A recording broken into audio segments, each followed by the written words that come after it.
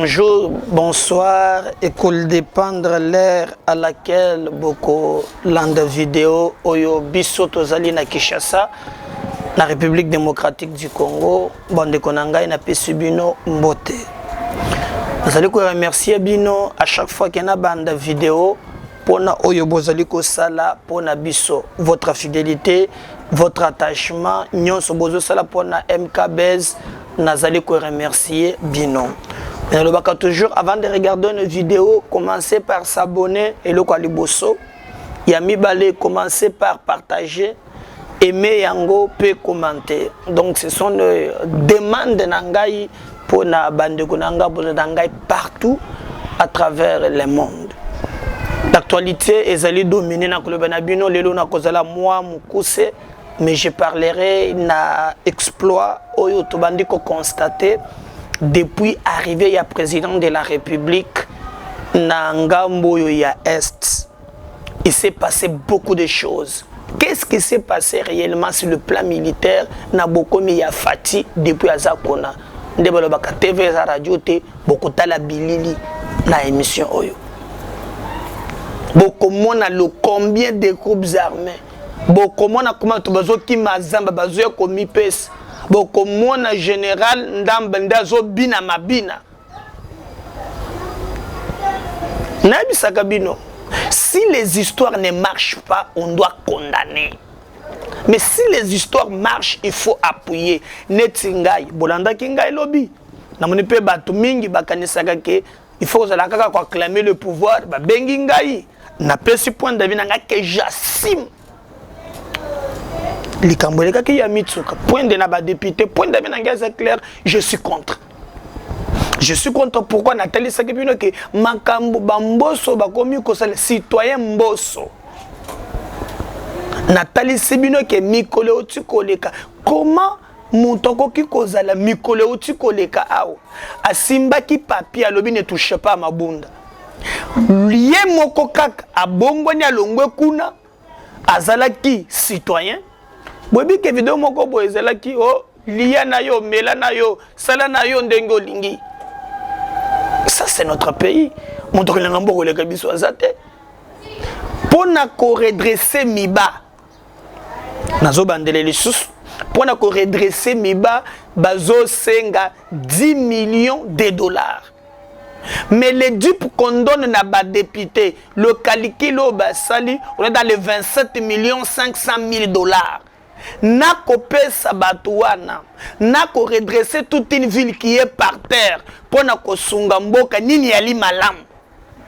Et Olandi baloba ya mboso, ya yebi pasi, ndeba perdaka boko onzi, ya kotika te. Qui pouvait soutenir ça? Et nous disons halte.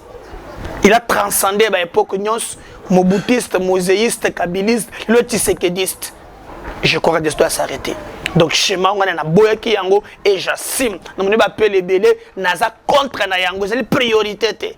Combien coûte un bateau de pêche na selo bagi mokoloane. Donc ce sont moi je suis comme ça, mais quand il y a les exploits bande konangai et sengeli to soutenir. Le président de la République contre toute attente bat critique et paille. Makambo paille akei tolobi bokomona alobaki akofanda alobaki akosala boye. Tshisekedi vient trouver ces pays bisika kabila tiki yango kimbombolo. J'ai toujours entendu les gens parler makambo yao, on a laissé 1 milliard au sali 18 ans au pouvoir au tiki 1 milliard. Et d'ailleurs, j'en profite pour saluer le nouveau ministre des Finances, Nicolas Kazadi. Et moi, je pense, souvent les gens n'en parlent pas. Ceux qui sont allés malam, il faut qu'on félicite. Aïe, bah doubler, bah tripler même. Bah mbongo na ba région, le Congo la Kambongo, DGI, DGRA, des consorts. J'ai dit, monsieur le ministre, ok, toi qui es il faut le féliciter. Mais et dans ces pays, on tuait les gens et Bango Moko Basalaki à la base créé un groupe armé. okoki koyate dans un pays lokola Owana où vous avez l'armée infiltrée, le service de renseignement la plupart infiltré, pendant 18 ans, système de prédation mis en place, na mwata mouke, omeka kosa l'exploit, il faut le saluer. Le président avait promis à Lobaki qu'il y a nest. Beaucoup de commentaires, on dit que Loba, Kimi, depuis à Lobaki, Chilombo, boy na boy. Mais je vous dis, Bolanditi na salama lobby, hier, en tant que magistrat suprême, accueilli à Fandi Kuna na Est, Mokoloko Zonga Kishasa na Nweye Banite. Je vais maintenant voir les mêmes personnes qui ont tiré à boulet rouge sur lui, Kakimi, Baye va utiliser la caméra, Balobanaye, monsieur le président, nous te félicitons. Parce qu'il ne s'agit pas. Il y a Ndako, il y a Félix, Azana Manda, il y a 5 renouvelables, Mbalamoko, à Koleka. Il fera ce qu'il peut faire, mais le plus important, Ezali, le temps qu'Azawana, qu'est-ce que le Congo gardera de lui? Les Cambouya, insécurité à l'Est, Ezali passe. 1. Complicité, il y a des ressortissants. 2. Les groupes armés. 3. Bas voisins, Otokangami na Bango, Bazan na intérêt na Congo. Comment tu peux arriver dans des affaires magiques? Ayaki Bomoni, et Sengela qui a utilisé le même armée. Mais après, Félix fait un constat. Nabanzake, Bokoyoka, cet élément, Lolenge, Bolanda Gangolobi, mais Tokozonge Lango, 3-4 fois dans l'émission Nabiso, Lolenge Fati Azali ko déclaré Makambo Kuti n'armée. Peut-être que tu lobby. Comment il y a Koki Koloba? Non, un président de la République a dénoncé, oui, mais il rend compte à la nation. Pour Bamusuba Lobaki, il y a travaillé pour nos comptes à Rwanda, Burundi et consorts. Il montre, et je l'avais bien si bien dit que non, cette armée ne peut gagner jamais Bitumba na condition que Yango Moko et ça le créer Bitumba. On a pas cet exemple Moko. Bon, mon akin de Komoko ya Ruberwa. Oh, il y a qui commanda des opérations. Mais tant que vous le voyez que non, bah général Subaya Kishasa commanda des opérations. Alungwa kimi o akeko batela bandeko na eba nyamulenga. Dis-moi avec armée ou gagner armée ou gagner Bitumba ndenge nini. Et c'est dans ce contexte là que M. Tshisekedi lui-même a déclaré lobby oh ya kuti na armée, il fallait y aller à kuti que ezali mafia moko organisé, planifié et batunyon suba monaki yango. Ngai na souhaita ki na yebisa ki yeboy. Yo, vous allez commandant suprême. Il y a forces armées. Le col a aussi constat. Mais il fallait qu'il sanctionne. Il fallait qu'il y ait armée, sécurité, bakenda kanango le lenga wanate. Je crois que Bitumbe Seganaka, c'est le plan psychologique. Sur le plan psychologique. Je crois que les détracteurs, je vous avais rappelé que même les temps de Mozito, et les caca. Mozito avait déjà déploré ce système que non, na Est et la République na biso mbongo biloko ya basoda bako kwa yango bako yiba yango ekope ça passe. Et c'est ainsi que président tout ce qu'il a décrit quand il était dans l'opposition, ailleurs parce que le Bakiboy a contacté armée moko structuré. Oui, armée et zalaka toujours te ba généraux. L'armée c'est les troupes. L'armée c'est pas généraux, l'armée c'est les troupes. Je vous dis, mboka na biso tozana ba soda nos forces armées et c'est le to féliciter bango.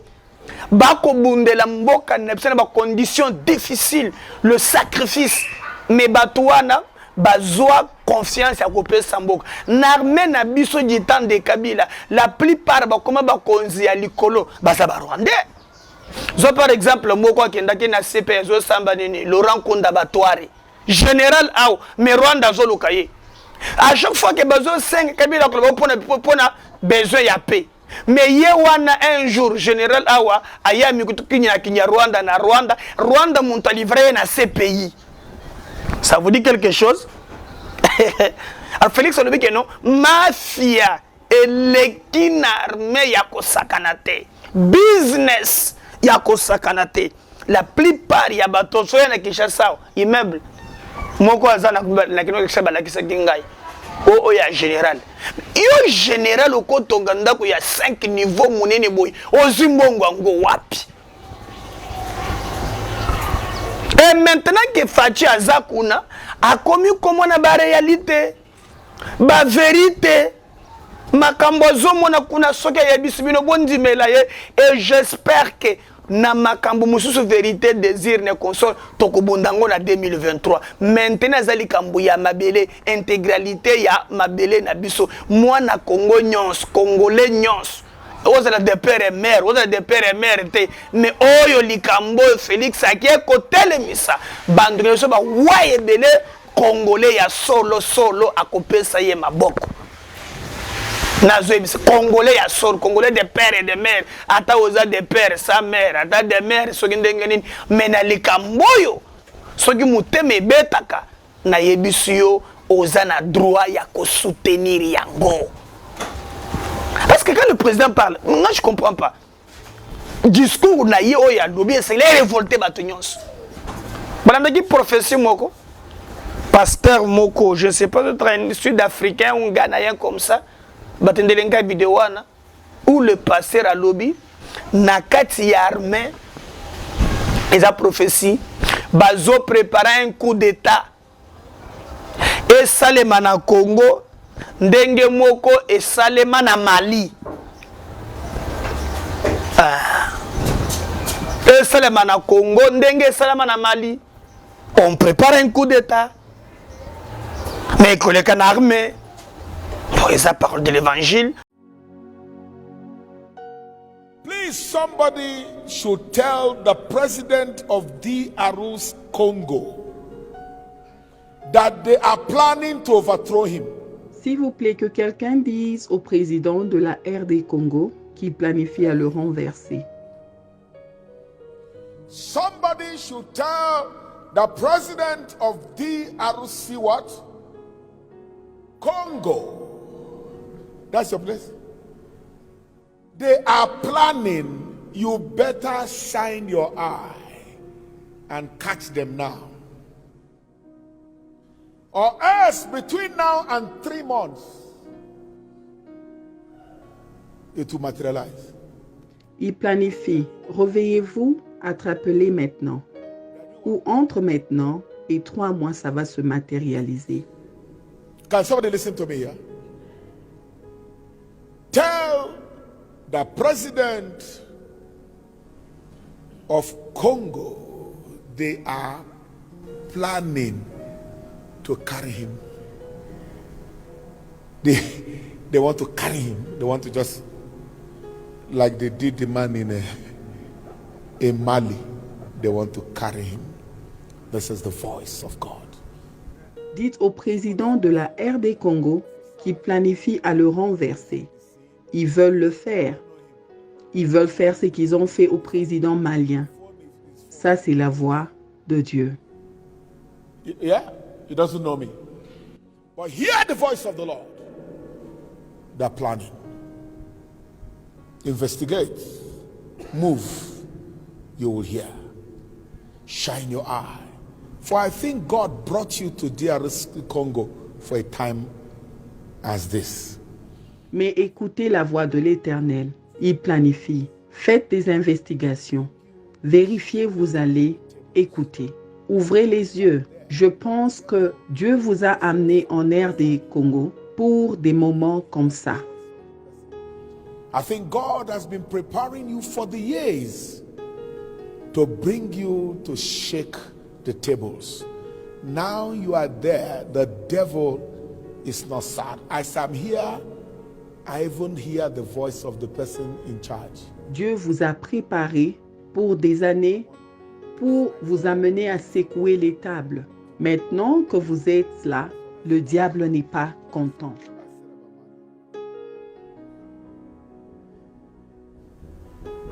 We'll be praying for you. Nous allons prier pour vous. We'll be praying for you. And it is serious. Nous allons prier pour vous. C'est sérieux. Some of you are watching me. Write it there so that they can be afraid, so that they can know that the secret has been revealed. Il y a des gens qui me suivent maintenant. Écrivez ça pour qu'ils aient peur, pour qu'ils sachent que le secret a été dévoilé. We need peace in Africa.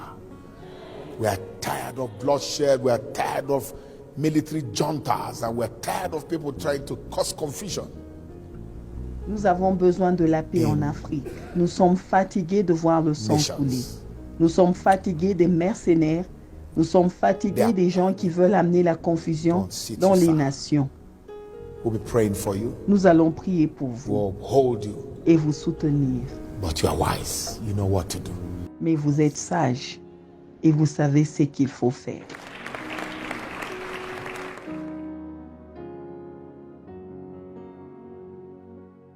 Absolument, sambelaka, to croyaka, mais au moins les alertes. Et quand le président maintenant lobby que non, n'armée magouille ça c'est que zali. L'anda président, na élément oyo, ngana kozonga, pour être na kozala mukuse, na l'excessuko bino deuxième vidéo depuis kakomikuna, bon mona comment nos forces armées, bakso l'exploit. Tu vois le président de la République, on revient après. Quelqu'un l'a évoqué ici d'ailleurs à juste titre, il y a un problème d'effectif dans notre armée. Et je vous ai dit, donc moi je suis arrivé aux affaires, j'ai fonctionné comme évidemment mes prédécesseurs l'ont fait en s'appuyant sur nos institutions. L'armée en est une, la police aussi. Mais c'est avec le temps, c'est avec l'expérience qu'on se rend compte en fait qu'il y a beaucoup de magouilles qui minent nos forces de sécurité. Il s'est développé en même temps que la mafia ici, dont je parlais depuis une vingtaine d'années, la même mafia dans l'armée, dans nos institutions. Il n'y a pas que l'armée, la police, on l'a vu, regardez au Sénat récemment.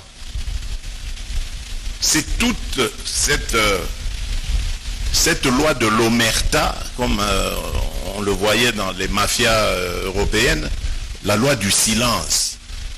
On tue en silence, on magouille en silence, on trafique illégalement, de manière illicite, en silence. C'est comme une sorte de modus vivendi, un code de vie, un mode de vie qu'on s'est convenu sans signer quoi que ce soit, mais bon, c'est une mafia qui arrange tout le monde.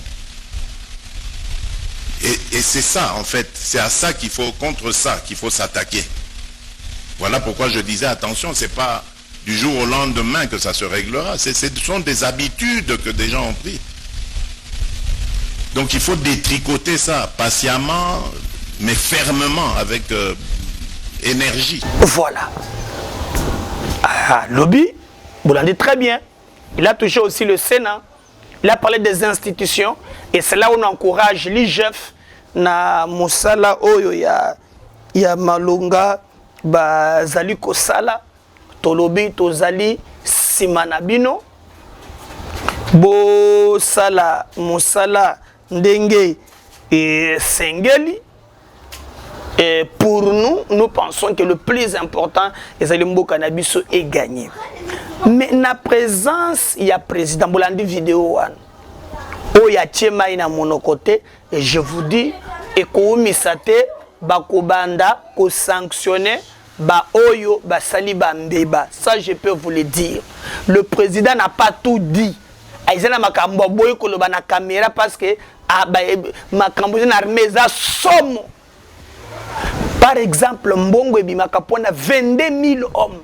Mais kuna ezalaka kaka 10 000. Parce que betelanga machine pour le reste. Ekendaka wap ezotonga ba immeuble. Ekendaka wap ezokonda na ba boîte. Ekendaka okomona soldat général a tieta le grenade ya monene. Tala ba bag na misapi. Pembe pakoli tala. Soldat zalaka bongo. Soldat zalaka bongo te. Tala libumu ya soda. général mbongo nyonso wana président aza scandalisé. C'est le président de la République na point wana ya bajip tokabwani mais oyo toza ensemble ngai na pesi maboko ya bajip longola ngai mais oyo na pesi maboko.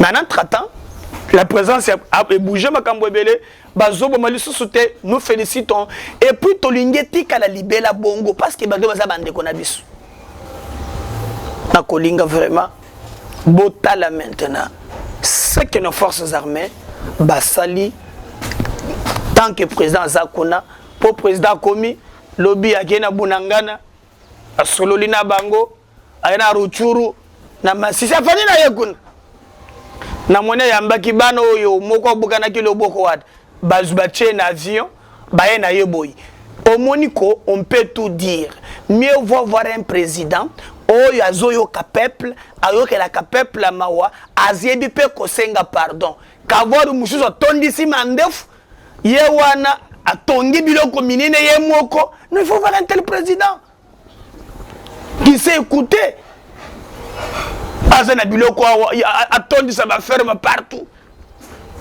pe walo bakata lingala te mais oh je na zomona compassion quand on t'a dit pendant tous les Canadiens il y a pas député mais botala c'est que nos forces armées au basali la présence du président Kona Bomon Express Salami on revient pour na kochité na émission Nabiso y aller là suivant on revient après.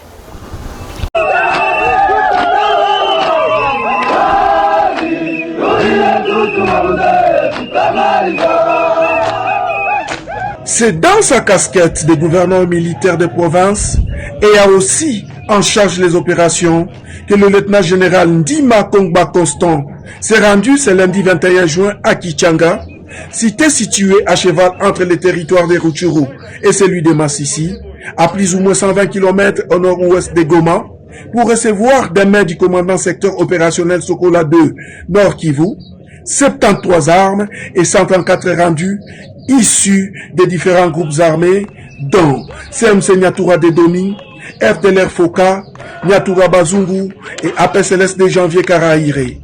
Il s'agit en effet d'un bilan d'1 mois et 10 jours de pression des forces armées de la République démocratique du Congo sur ces détenteurs illégaux d'armes à feu dans le cadre de l'état de siège tel que voulu par le commandant suprême des forces armées de la République démocratique du Congo et chef de l'État, son Excellence Félix Antoine Tshisekedi. Cadre ya état de siège oyo mokonzi ya mboka atindi biso toyeba ko imposer la paix. Na koyebisa na bandeko na biso wana po bazali bana Congo. Na koyebisa na bango ete tango bazwaki mandoki balobi bazali kobatela ekolo na biso po na bapaya. Mais lelo raison wana ezali lisusu te. Na yango toyei po na konégocier na bango te ngonga ya négociation esi esilaki.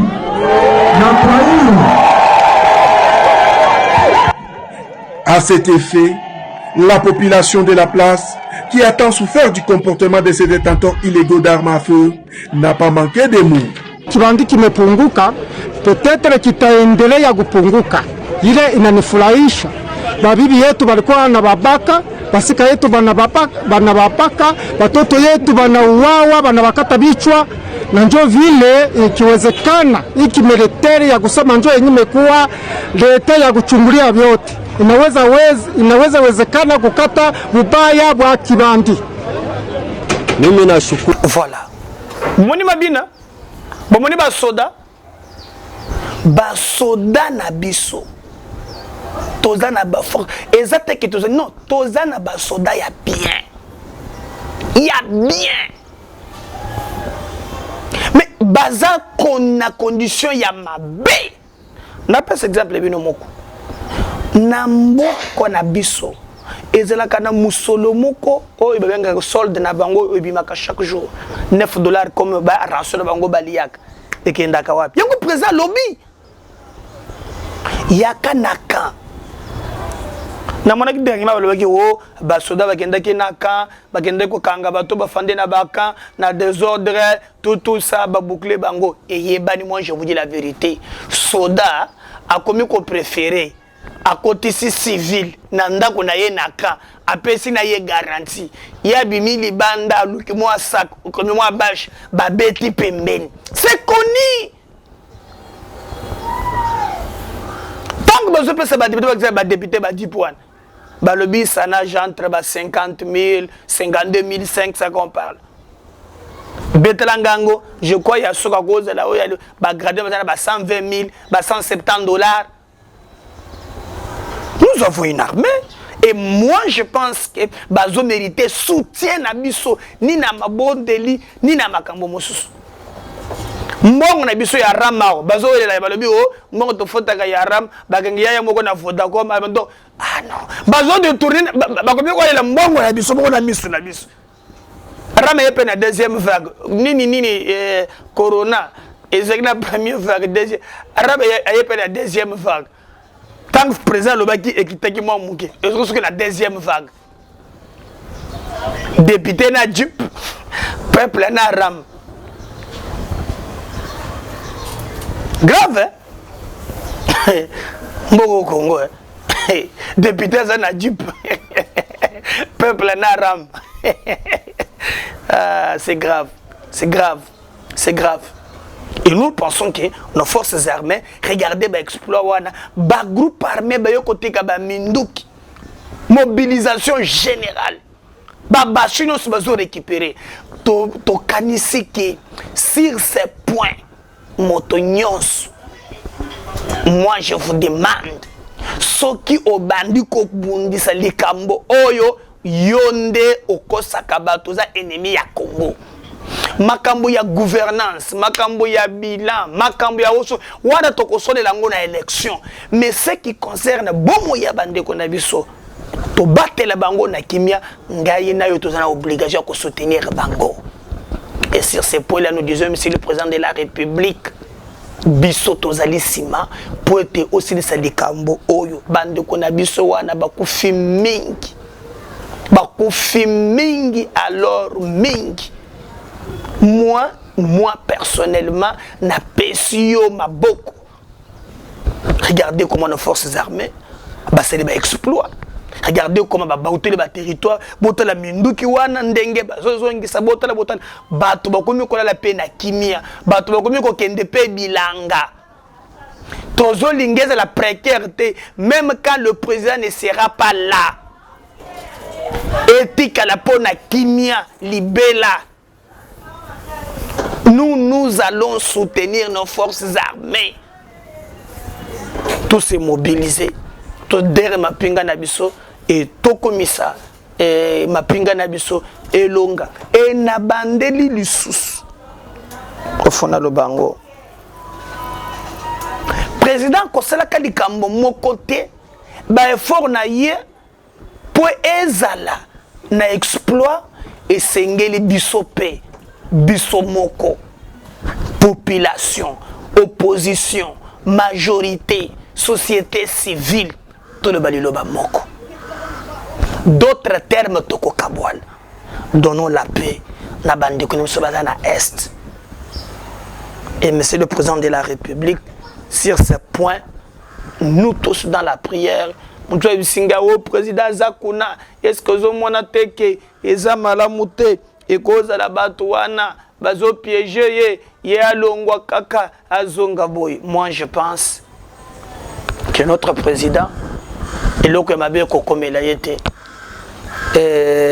c'est quelqu'un hormis ma faiblesse mais notre foi c'est en Christ a joué un rôle très important pour le Congo tolingate lui a un symbole quand même que Dieu nous a donné pour le moment à kosala tanaye peut accoler comme on soit remplacer et nous prions le Kambouya Mabe comme le président Nabisote que Dieu garde nos forces armées Zambe abatte la bakonzi Zamba abatte la batunions à kozonge la biso awa intact et le Koyamabe Moko et Kokome la yete mais nous alors nous serons ensemble pour te tomeka pour réfléchir ensemble continuer de vous abonner massivement. Continuez de commenter nos vidéos. Partagez la bande de Komosous. Ensemble, nous serons très forts. Parce que MKBez, c'est la voix des sans-voix. Tous ces Bino pour contribuer à Mousselo Tozo Sala. Il y a nos numéros. Je crois, tous un numéro MPSA, par exemple. Parce qu'on m'a dit que non, 20% de la révision à Kishasa. Selon les statistiques, il y a YouTube. La plupart, sont à Kishasa. Plus 243, 81, 272, 86, 84. 081, 272, 86, 84. C'est notre numéro MPSA. Nous avons un numéro Moko Orange. Vous pouvez nous soutenir par ce numéro-là. On a besoin de mégas, on a besoin de caméras, on a besoin de LED et de lumière. Tout ça, on a besoin, tout ça, Kambouza et Belé. Par Orange Man, vous pouvez nous contacter à 089 87 76 041 089 87 76 041. C'est notre numéro Orange Money. Vous pouvez aussi même nous écrire ce numéro-là sur WhatsApp. Si vous ne revenez pas, je reviendrai pour un autre numéro. À la prochaine. Bye.